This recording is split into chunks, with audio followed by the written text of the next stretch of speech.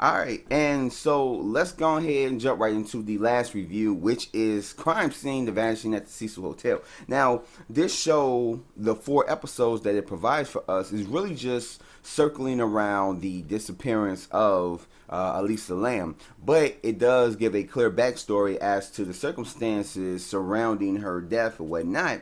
And I'm not gonna give away too much. I'm not.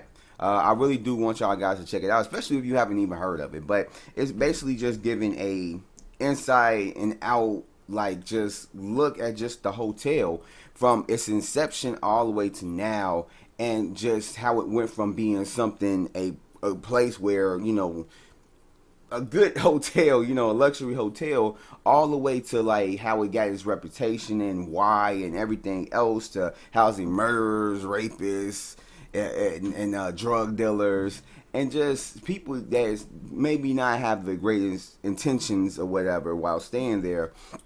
And then even being located in an area that's really just populated by homeless people, and it's just it literally has a it's a mixing pot of not all the best ingredients.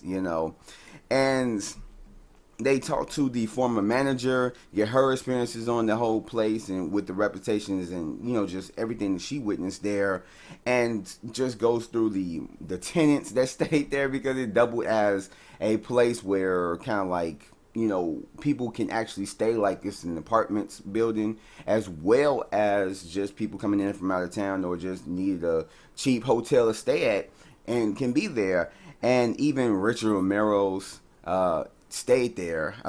Well, Richard Ramirez had stayed there during some of his murders, and it's just it's extremely crazy how this place actually stayed in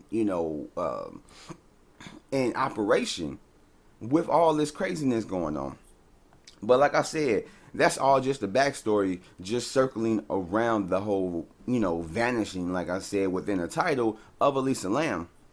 And Elisa Lamb is just a girl who came in from out of town, stayed at the hotel, and ended up, disappearing. And it was a hunt trying to figure out what the hell happened to her.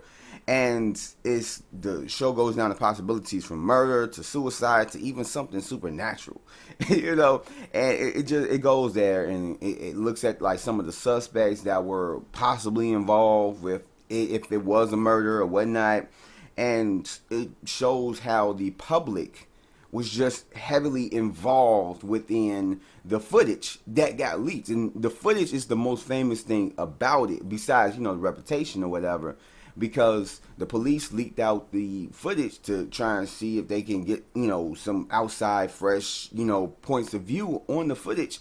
And if you've seen the footage is haunting as hell.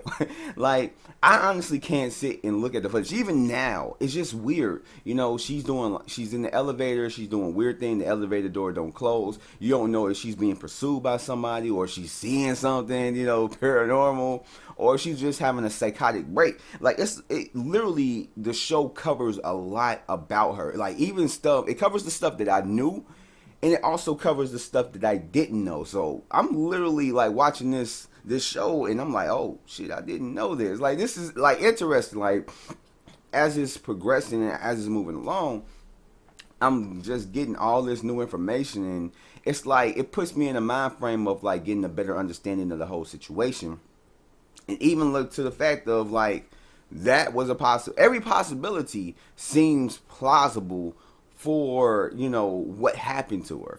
And it's like I'm struggling trying to figure out what I can put in this review, because if you haven't heard about this, I really don't want to give it all away. So I'm not going to give too much away of like just kind of like the results of everything. But yeah, it covers every detail, and I really did like that, as well as like certain conspiracies. Like, they point out a big kind of like coincidence.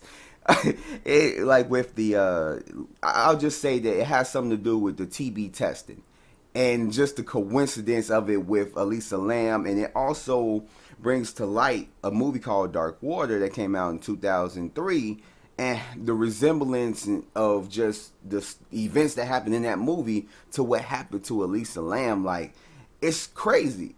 It's extremely crazy how everything just kind of like in the sense like coincidentally matches up.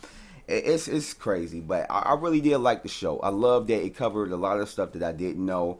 I love that they had other perspectives of like what happened and everything else, so it gets you on the thing of like you coming up with your own kind of like opinion, like what do you think actually really happened. And you see like certain people outside of the investigation, not the cops but the people, the public, the internet, literally dissecting the video and pointing out little details that more than likely the police didn't really point out. And it's crazy. It honestly is crazy how invested people were into it, and just the popularity that this case got. Like it's weird. But if you haven't seen it, go ahead and check it out. Beforehand, you may want to check out the footage. Like it's creepy as hell. Don't watch it at night, but it is informational, and it's done pretty well. So I really did enjoy it. But yeah, those are my thoughts on the whole thing revolving around this show. Highly recommend you guys check it out.